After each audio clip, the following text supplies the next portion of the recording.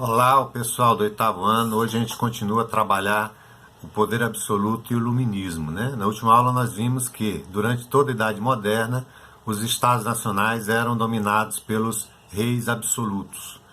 Quando nesse período surgem os vários pensadores iluministas ou filósofos iluministas que passam a contestar o poder absoluto, né? Principalmente na Inglaterra e na França. Esses iluministas eram baseados no humanismo e no renascimento, que valorizam as qualidades humanas como a inteligência e o esforço individual, né? Nós já vimos que em alguns desenhos animados, revista em quadrinho, quando um personagem pensa, aparece na cabeça dele uma lâmpada, né? Luz, iluminação, razão. Então esses filósofos começam a refletir essa sociedade e a defender um novo tipo de organização na Europa, né? Os valores do iluminismo estavam ligados à burguesia, porque a burguesia era muito prejudicada com as interferências do poder absoluto do rei para fazer seu comércio e suas atividades. Então, os iluministas vão propor novas maneiras de governar a sociedade, de organizar a sociedade e as leis, né?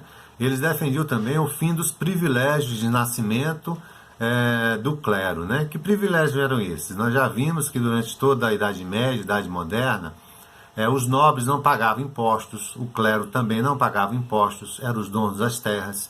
Eles viviam com muita fartura nos castelos, nos mosteiros, né? Nos conventos, né? Os servos eram obrigados a pagar o dízimos e as obrigações feudais à nobreza e ao clero. Somente a nobreza e o clero tinham acesso à educação. A educação cabia só à Igreja Católica. Não, então, poucas pessoas aprendiam a ler e escrever, né? A maior parte da população era analfabeta. Então, esses privilégios de não pagar impostos, ser dono das terras, ter acesso à educação, ter acesso aos carros públicos, eram destinados tanto à nobreza quanto ao clero. E os filósofos começam a defender o fim desses privilégios, né? O iluminismo foi um movimento literário, né, político e filosófico que visava combater o absolutismo, a igreja e a tradição, né? Eles defendiam as luzes da ciência, né? Eles achavam que a ciência poderia acabar com a ignorância e o obscurantismo, que os fenômenos poderiam ser explicados através da razão, da ciência, da pesquisa.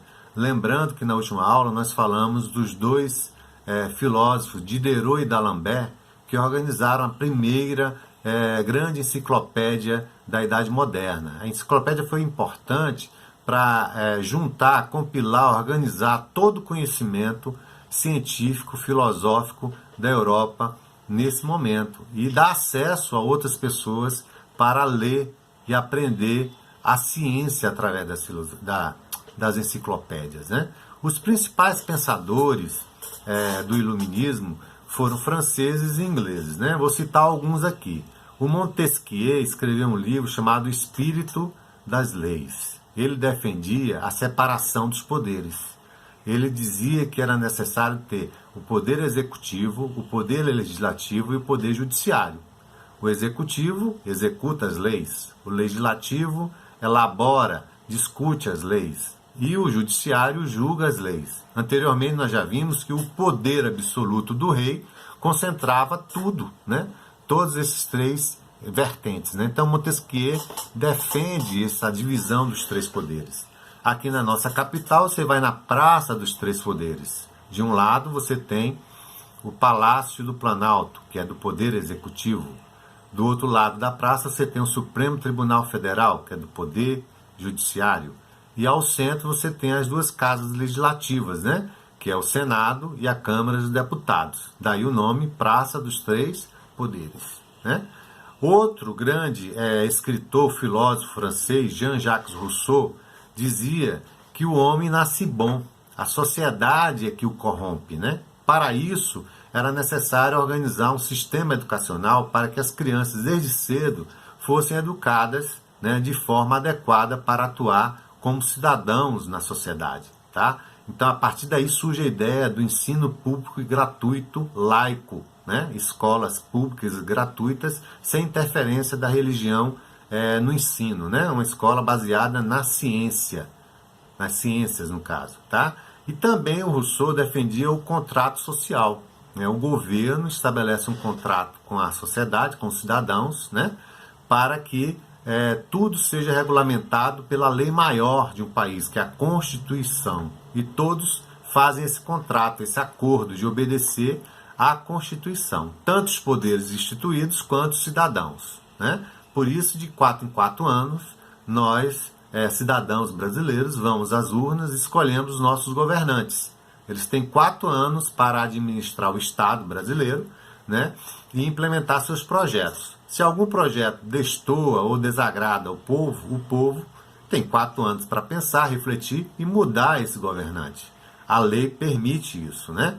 Então, outro filósofo francês, Voltaire, ele era contra a superstição que a igreja implementou durante toda a Idade Média. Tudo era explicado através da religião. O Voltaire passa a defender que tudo seja pesquisado pela ciência. Todos os fenômenos têm explicações científicas, não é a religião que vai explicar tudo, né? E também ele combatia os privilégios da nobreza e do clero. Ele defendia que todos cidadãos são iguais perante a lei, perante a Constituição. Cada homem, um voto, né? Todos são iguais, todo voto é igual, seja o voto do mais humilde, do mais rico, todos têm o mesmo valor enquanto cidadania, né? E também esse pessoal todo defende muito o ensino laico, né? Antes, durante toda a Idade Média, nós já vimos, só quem estudava eram pessoas da nobreza e do clero, né? A igreja concentrava, dominava todo o conhecimento, né? A igreja, durante toda a Idade Média, né, dominava através dos chamados monges copistas, né, todo o conhecimento científico da antiguidade greco-romana, tudo era concentrado na Igreja Católica. Os iluministas passam a defender o ensino laico, público e gratuito, né, onde a ciência vai se desenvolver principalmente nas chamadas universidades, né, que já existiam desde a Idade Média, tá? Essas universidades já existiam na Europa toda, mas a partir da Idade Moderna elas se concentram todo o estudo científico da humanidade. Até hoje é uma importância enorme para o Brasil, para o mundo, a pesquisa científica nas universidades. Bem, nesse momento nós terminamos a nossa aula e um abraço a todos.